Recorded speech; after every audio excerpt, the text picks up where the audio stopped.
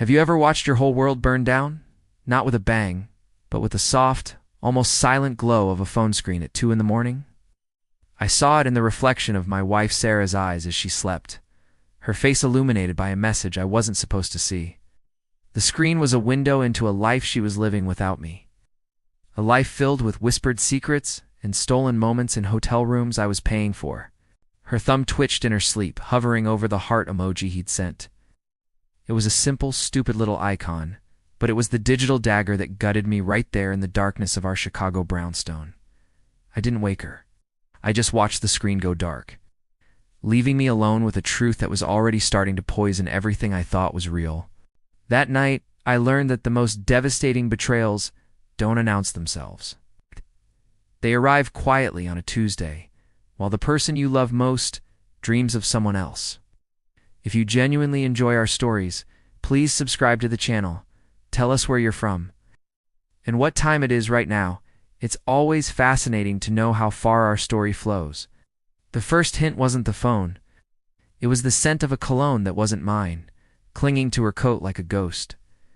It was a rich, musky scent, something expensive and arrogant. I'd noticed it after one of her late nights with the girls. When I asked, she just laughed it off.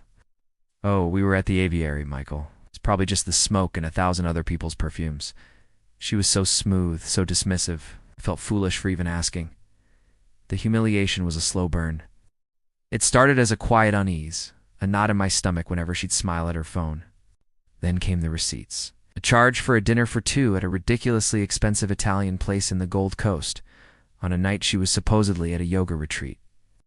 A hotel booking at the Peninsula single king bed for a weekend she told me she was visiting her sick mother in Naperville. I found them tucked away in the glove compartment of her car, forgotten artifacts of her secret life. Each discovery was a small death. She became a stranger, cold and distant. The warmth we once shared had evaporated, replaced by a polite, chilling indifference. When I'd try to talk to her, to bridge the growing chasm between us, she'd turn it on me. "You're being so needy lately, Michael. Is everything okay at work? You seem stressed?" It was masterful manipulation. She made me feel like I was the one with the problem, that my suspicions were a symptom of my own insecurity. She and her lover, whoever he was, felt untouchable. I could feel their arrogance in her every glance, in the way she'd angle her body away from me on the couch. The emotional breakdown happened on a rainy Thursday. I was sitting in my car in a parking garage on Lower Wacker Drive, staring at another hotel receipt. I just broke. The dam of denial I'd built finally shattered, and I sat there, a grown man, sobbing uncontrollably as the city's traffic rumbled above me. That was the moment the loyal, loving husband died. In his place, something else was born, something cold, strategic, and utterly ruthless. The tears stopped. My hand stopped shaking. I folded the receipt, placed it carefully in a file I'd started, and drove home.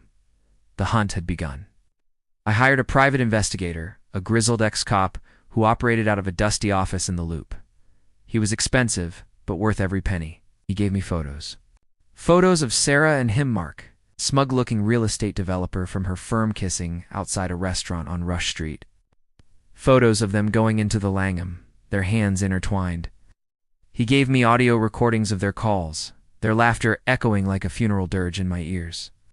While she was telling me she loved me over the phone, she was texting him about their next rendezvous. I started setting the traps.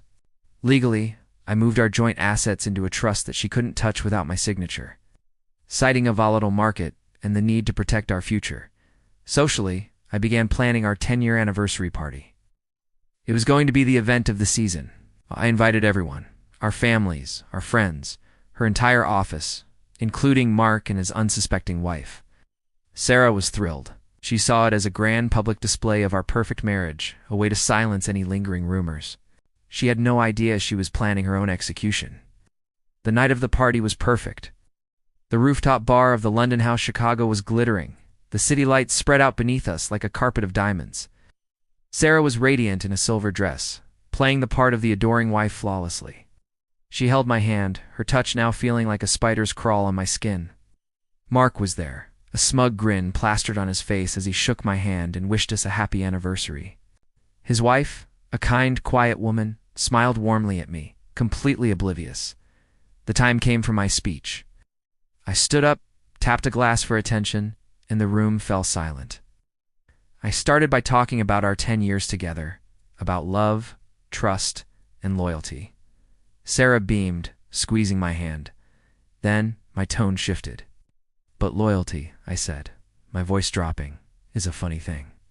You think you have it until you find a receipt from the peninsula for a room with one king bed. A nervous titter went through the crowd.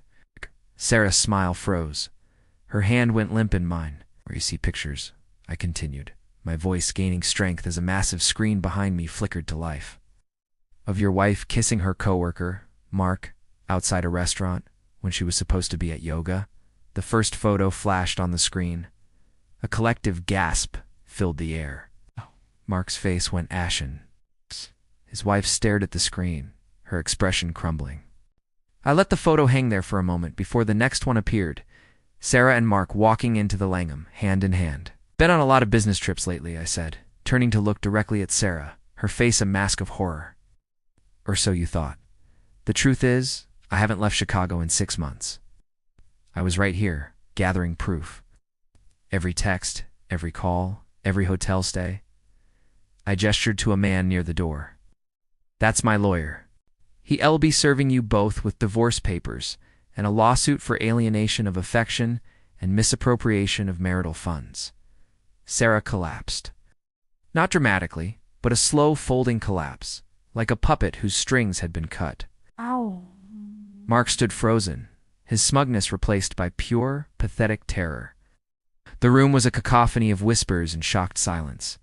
Her world, so carefully constructed on a foundation of lies, had been publicly and irrevocably destroyed. I didn't stay to watch the fallout. I just turned and walked away, leaving her in the ruins of the life she'd torched herself. The divorce was brutal for her and glorious for me.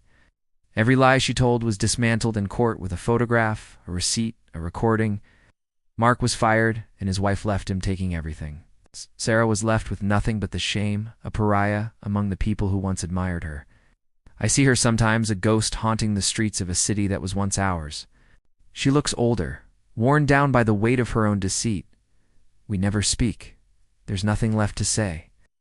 The silence between us is heavier than any words could ever be. The end.